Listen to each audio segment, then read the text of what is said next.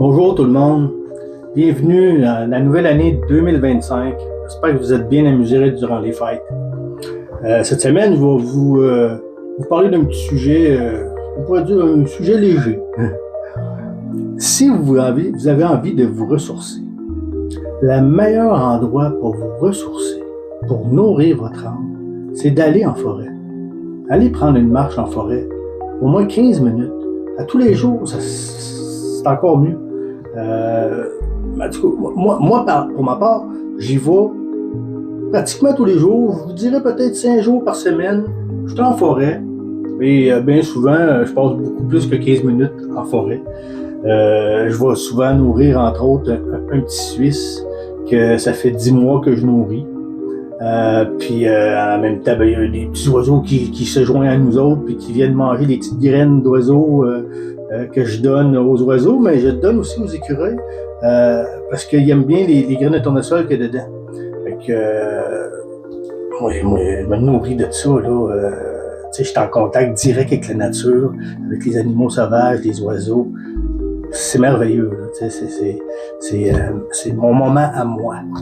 Et je ne sais pas si vous vous êtes déjà demandé pourquoi on se sent bien en forêt. C'est parce que c'est simple, parce que on est en contact direct avec la nature, avec la vie, on est tous interreliés. Alors, si on va directement en forêt, on est avec la nature à l'état pur. C'est la nature à l'état pur. On est en contact direct avec la vie, avec la nature, la planète et même l'univers. On est un tout. Et ça inclut l'univers. Et voilà pourquoi on se sent bien en forêt. On nourrit notre âme. Notre âme est heureuse, comme un petit poisson dans l'eau. Et allez-y en forêt. Ça va vous faire du bien.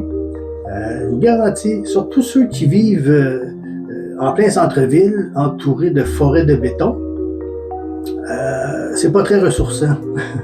allez prendre une marche, même quitte à aller prendre un 10-15 minutes en voiture pour s'y rendre. Il y a des sentiers, puis il y a des bases de plein air un petit peu partout, proche des villes, ou si vous êtes proche de la nature, ben c'est encore mieux directement dans un sentier sauvage.